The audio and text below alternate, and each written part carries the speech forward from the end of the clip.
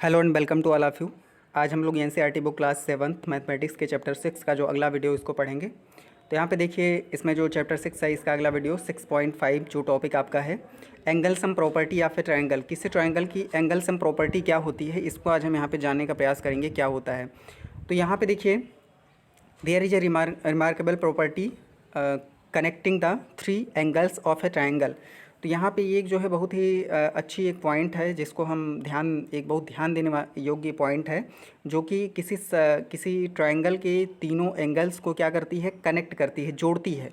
You are going to see this through the following 4 activities. इसको आप जो है नीचे 4 एक्टिविटीज़ हैं उसमें आप इसको देख पाएंगे। तो देखिए, इसमें आपको एक फिगर दिया है, फिगर जो है 6.3 का फिगर फर्स्ट है और ये आपका फिगर सेकंड है। आपको सबसे पहले एक कोई शीट लेना है, पेपर शीट आपको इसमें लेना है। इसके बाद आप पहले एक सर्किल को, एक जो है आप ट्रायंगल को यहाँ पे ड्रा करिएगा। इस ट्रायंगल को ड्रा करने के बाद में इसको आप मार्क करिएगा एंगल 1, एंगल 2 एंड एंगल 3। इसके बाद इसको आप काट लीजिएगा, इन दोनों एंगल्स को आप क्या करेंगे, काट लेंगे। और काटने के बाद में इनको एक एक करके आप इस तरीके से यहाँ पे सेट करेंगे तो आपको मिलेगा कि ये सब तीनों मिल करके एक जो है लीनियर पेयर की तरह बनेंगे। यानी ये तीनों जो है जब जुड़ जाएंगे तो ये तीनों एंगल मिलके एक ऐसे सीधी लाइन नीचे आपको मिल जाएगा। यानी सीधी लाइन मिलने का मतलब ये होता है कि अगर हम एंगल 1, एंगल 2 एंड एंगल 3 को सम कर दें तो ये आप देख पाएंगे कि एक सीधी लाइन बना रहे हैं। और जब एक सीधी लाइन होती है, एक जो आपका संपूर्ण एक इस तरीके का कोण होता है तो आपका 180 डिग्री का होता है।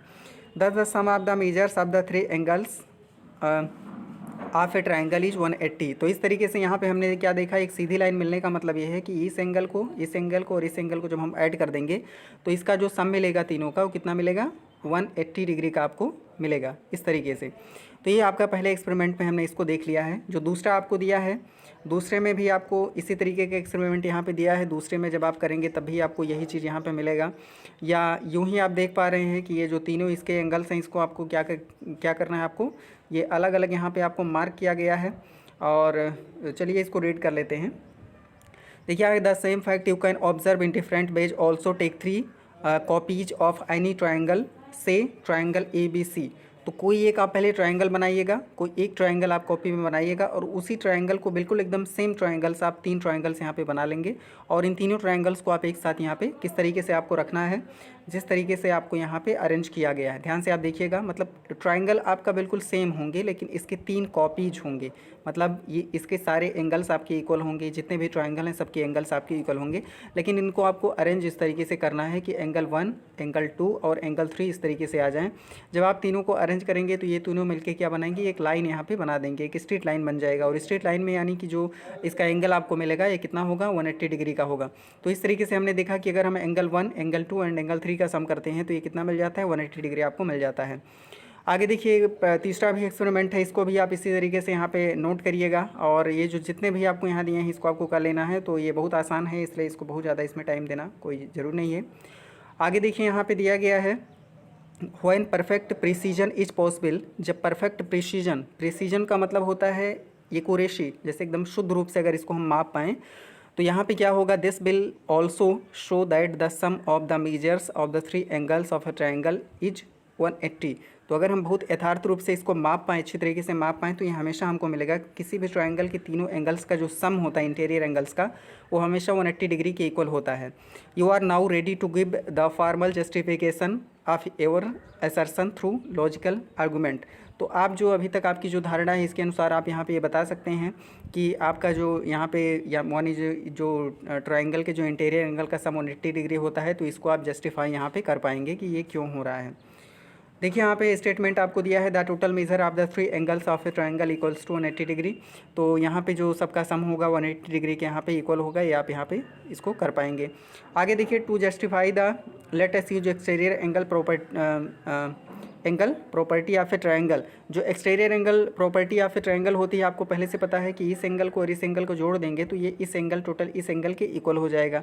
अब यहाँ पे देखिए, इन दोनों का जो सम होगा और ये इस एंगल के बराबर होगा। तो यहाँ पे देखिए, अगर इस एंगल को और इस एंगल को हम जोड़ दें तो ये 180 हो रहा है। तो निश्चित रूप से हमने क्या देखा कि इन दोनों का सम और फिर इसको अगर हम सम कर दें तो ये टोटल कितना हो जाएगा, 180 के इक्वल होगा।